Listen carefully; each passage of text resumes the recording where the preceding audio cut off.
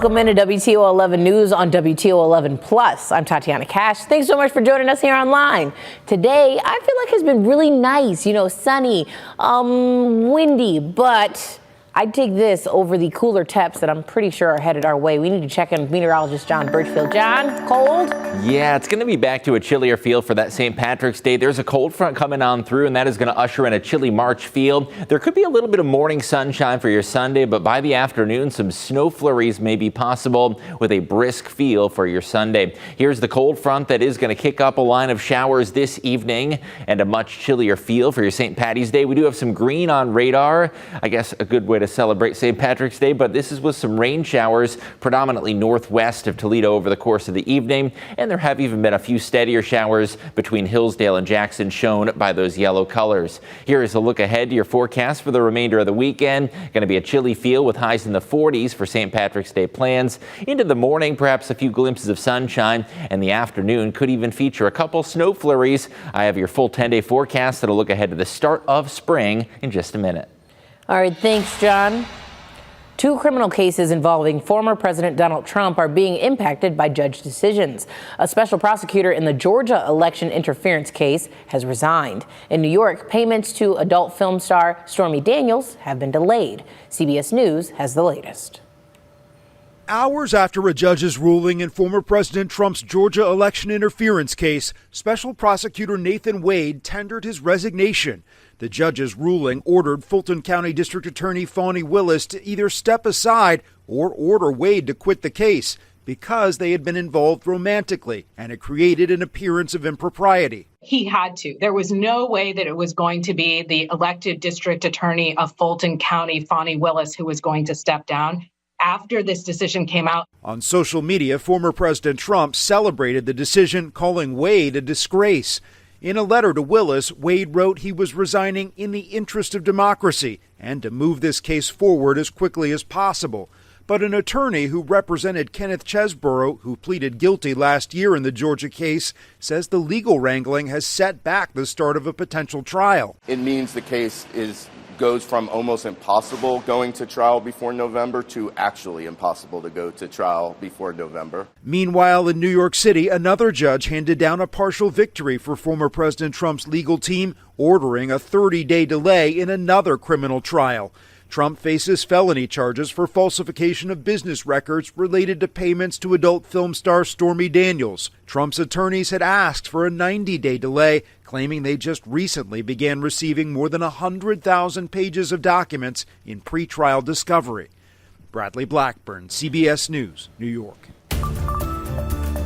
After a sunny and breezy Saturday, cloud cover starting to thicken up this evening as a cold front approaches. Cloudy skies looking high atop downtown, and boy, it is windy outside. Sustained winds of 20 to 25, gusting near 40, even a little more than 40 miles an hour. Temperature-wise, hovering near 60, but that is going to change with a cold front moving on through. We have a 7:42 p.m. sunset time now. That daylight saving time is underway, and by the end of March, close to 8 o'clock p.m. is when the sun will set. Here is a cold front that is going to bring in a quick line of showers over the course of your Saturday evening. Looking at Doppler radar, there is a bit of green for your St. Patrick's Day weekend. Most of the rain showers are fairly light, but there are some slightly steadier showers off to the north and west of the metro. Looking to the north of Hillsdale, north of Lenawee County, seeing some yellow, and there could even be a brief rumble of thunder with this line of showers. Not expecting any strong storms, however. Temperature-wise, still a few 60s on the map, including Port Clinton, Tiffin, and Findlay, but you will see the temperature drop to the north and west. That is a telltale sign of a cold front. We're at 54 in Hillsdale, 55 in Adrian, 55 in Williams County. It is going to be chillier behind that front for your St. Patrick's Day. Could see some sun in the morning and an isolated flurry with some big changes in the weather late in the day. Shower chances will be possible through about 8 to 9 p.m. right along that front. That is going to clear the area by 10 p.m. Overnight tonight, dry weather returns, and in fact, you may wake up to sunshine Sunday morning. Now we go from green to blue for St. Patty's Day, and that actually indicates the chance for a light and brief snow shower.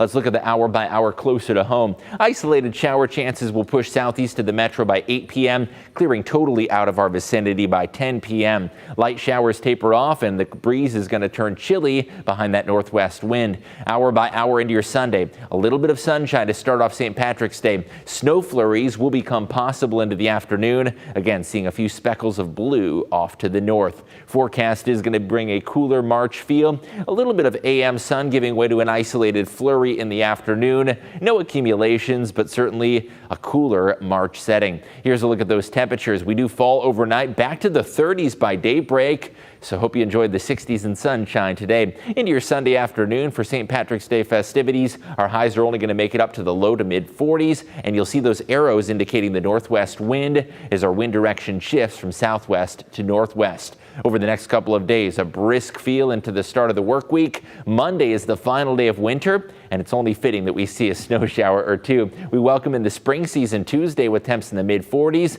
and Wednesday is going to be a fairly pleasant day. Overall, though, the 10-day forecast is looking cooler than average. We keep a little bit of sunshine in the mix Thursday. Next system comes in on Friday, and that could spark a brief sprinkle or flurry. We finally rebound to 50 by next Sunday, with a sign that temperatures will climb back up to the mid 50s, but also the chance for showers by the tail end of that 10-day forecast. Tatiana? Sounds good, John. Now, while St. Patrick's Day is on Sunday, people are choosing to celebrate, of course, all weekend. Laura Sandlin checked in with some folks who are going to be celebrating this holiday, as well as local businesses, about both the fun and safety, which should never be left off the agenda.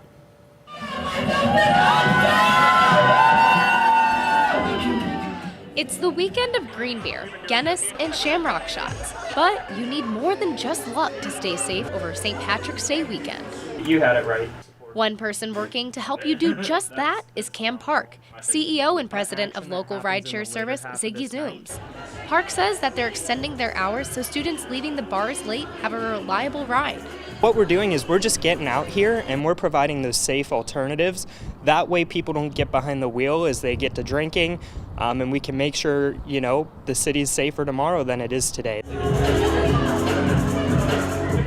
Bars are also thinking about safety.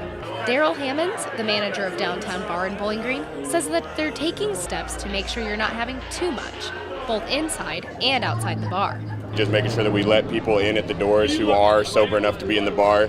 And at the bar itself, we're making sure that our staff is kind of being aware of how much people have had throughout the day and making sure that we're not over-serving people. And when it comes to drinking, personal safety is always a factor. Raven Burras, a patron, says that even on regular days, she's careful to make sure no one puts anything in her drink.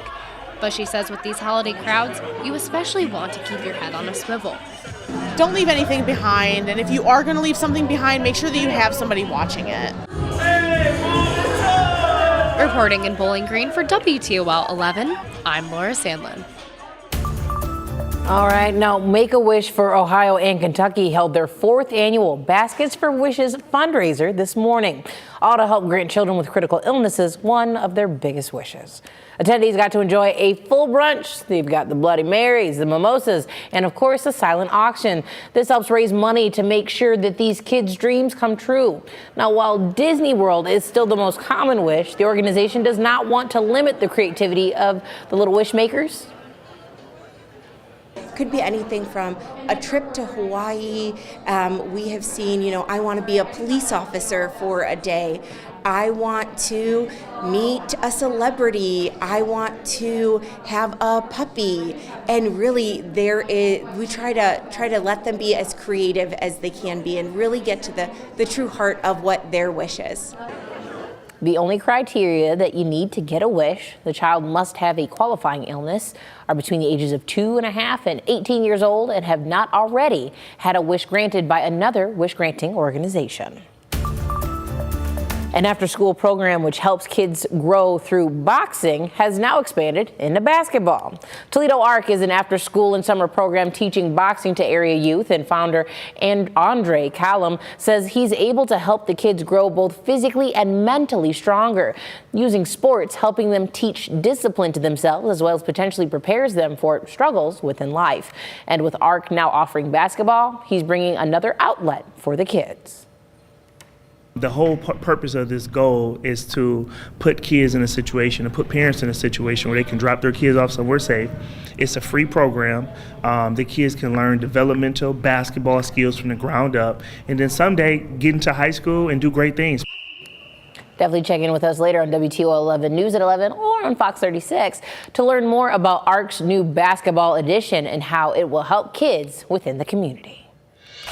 Another good thing you don't want to forget about our 11 Together blood drive, a few days away at Maumee United Methodist Church on Sackett Drive this Friday, March 22nd from 8 a.m. to 6 p.m. Each pint of blood donated can help save up to 3 lives. For more information on how to sign up, text GIVE. You see it right there on your screen. GIVE to 419-248-1100. Sounding good? Yeah, one last check of your forecast. Hope you enjoyed the sunshine and 60s today because there are some changes coming our way as a cold front moves through. There is a line of showers moving through this evening, so keep that umbrella handy for evening plans into St. Patrick's Day. Boy, it's going to feel a lot colder. There could be some morning sunshine when you wake up Sunday, but by the afternoon, those thicker gray clouds move back in, and even the chance for a brief March snow shower. A few flurries linger into Monday. First day of spring looks nicer at 47 with some sunshine Tuesday. Through the middle of the week, temperatures hold steady in the 40s. Next system comes in on Friday, and we do see some signs of a warm up, but certainly a far cry from those 70s we felt. I think we've been a little spoiled this year so far, and this forecast isn't cold by any means, but it's just kind of that, like not great, it's not bad. Awful. It's like we said earlier a little bit. It's the wind that sometimes really gets you. Yeah, it was blustery today. Now, my question to you, because you're an avid runner. Did you do any of the running recently this weekend for the St. Patrick's Day thing? No, I'm actually going to Chicago next weekend for a race, but we'll see the river dyed green and everything. Well, but naturally, that's why you're going. You're going to go win the race, but then you got to see the river. Last night looked fun, though. I saw a lot of people in downtown Toledo partaking and getting their free beverage afterwards. But, I don't think anybody's going to be complaining about that St. Patty's Day forecast. There's heated tents in downtown Toledo, as Dan Cummins reminded me. It's always fun to be had. Thank you so much, John, and thank you for watching us here on WTOL 11 News at 11. Be sure to check us out on WTOL 11 and on Fox 36. Have a great night.